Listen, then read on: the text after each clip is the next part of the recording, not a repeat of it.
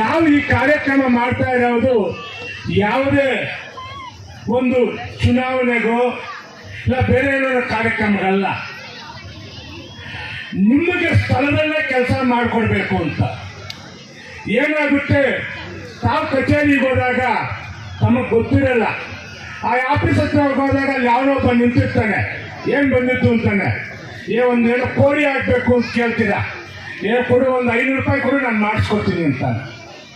ಈ ಥರ ಆಗಬಾರ್ದು. ನೇರವಾಗಿ ನಾವು ನಿಮ್ಗೆ ಕೆಲಸ ಮಾಡಿಕೊಡ್ಬೇಕು, ಬಡವರ ಸೇವೆ ಮಾಡಬೇಕು ಅಂತ ನಾವು ನಮ್ಮ ಅಧಿಕಾರಿಗಳು ಹಗಲಿರುಳು ಕಷ್ಟಪಟ್ಟಿದ್ದಕ್ಕೆ ಈ ದಿನ ಈ ಪ್ರತಿಫಲ. ಯಾಕಂದ್ರೆ ಜನಸ್ಪಂದನ ಬೇರೆ ಕಡೆ ಆದಾಗ ನಾನು ಹೋಗಿ ನೋಡ್ತೀನಿ, ಮ್ಯಾಕ್ಸಿಮಮ್ 100 ಜನ 150 ಜನ ಇರ್ತಾರೆ. ಇವತ್ತು ಹೆಚ್ಚು ಕಮ್ಮಿ 3000ಕ್ಕಿಂತ ಹೆಚ್ಚು ಜನ ಸೇರಿದ್ದಾರಂದ್ರೆ ಅದು ನಾವು ಕೆಲಸ ಮಾಡಿದ್ದೀವಿ ಅನ್ನೋದಕ್ಕೆ ಒಂದು ಅರ್ಥ ನಮ್ಮ ತಾಲೂಕು ಆಡಳಿತ ಅಂತ ನಾನು ಹೇಳಕ್ ಬಯಸ್ತೀನಿ. ಈಗ ತಮ್ಗೆ ಗೊತ್ತಿರಲಿ, ಇವತ್ತು ಬರೀ ನಮ್ಮ ತಹಸೀಲ್ದಾರ್ ಕಂದಾಯ ಅವರ ಅಧಿಕಾರಿಗಳ ಸಹಾಯದಿಂದ ಹೆಚ್ಚು ಕಮ್ಮಿ 1500 ಜನರಿಗೆ ಇಲ್ಲ ಅವ್ರಿಗೆ ಆದೇಶ ಪತ್ರ ಕೊಡ್ತೀವಿ. ನಮ್ಮ ಈವ ಪಂಚಾಯತಿಯವರು 472 ಜನರಿಗೆ ಇಲ್ಲೇ ಕೊಡ್ತಾರೆ. ನಮ್ಮ CDP ಅವರು 250 ಜನರಿಗೆ ಕೊಡ್ತಾ ಇದ್ದಾರೆ. ಆರೋಗ್ಯ ಇಲಾಖೆ ಹೆಲ್ತ್ ಕಾರ್ಡ್ 300 ಕೊಡ್ತಾ ಇದ್ದಾರೆ. ನಮ್ಮ ಕೃಷಿ ಇಲಾಖೆ ಇರ್ಬೋದು, ತೋಟಗಾರಿಕೆ ಇರ್ಬೋದು, ಎಜುಕೇಶನ್ ಡಿಪಾರ್ಟ್ಮೆಂಟ್ ಇರ್ಬೋದು, ಎಲ್ಲ ನಮ್ಮ ಸೋಷಿಯಲ್ ಡಿಪಾರ್ಟ್ಮೆಂಟು, ನಮ್ಮ BCM ಇಲಾಖೆ, ಎಲ್ಲ ಇಲಾಖೆಗಳಿಂದ ಇವತ್ತು ಇಲ್ಲೇ ಸ್ಥಳದಲ್ಲಿ ತಮಗೆ ಇನ್ನೊಂದು ಕೈಗಾರಿಕಾ ಒಂದು ಇದರಿಂದ ಕಿಟ್ಗಳನ್ನು ಇಲ್ಲೇ ಕೊಡ್ತೀವಿ.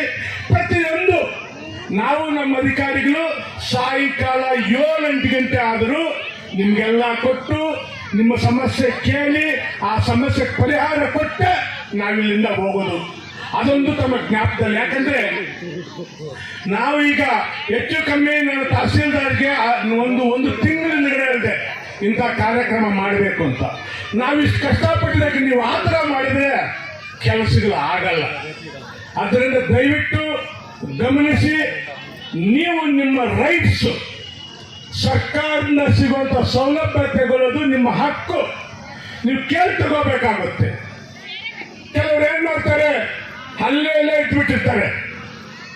ನಾವು ಯಾವಾಗಲೂ ಹೋದಾಗ MJ ಹಿಡಪ್ಪಣ್ಣು ಮಾಕಿ ಅಂತಾರೆ. ಪ್ರತಿಯೊಂದು ಮನೆಗೂ ಹೋಗಿ ನಾವು ಕೇಳಕ್ ಕಷ್ಟ ಆಗುತ್ತೆ. ಆದರೂ ಜನಸ್ಪಂದನದಲ್ಲಿ ನಮ್ಮ ಅಧಿಕಾರಿಗಳ ಜೊತೆ ನಮ್ಮ PA ಒಬ್ಬರನ್ನು ಮನೆಗೂ ಕಳಿಸಿದ್ದೀನಿ.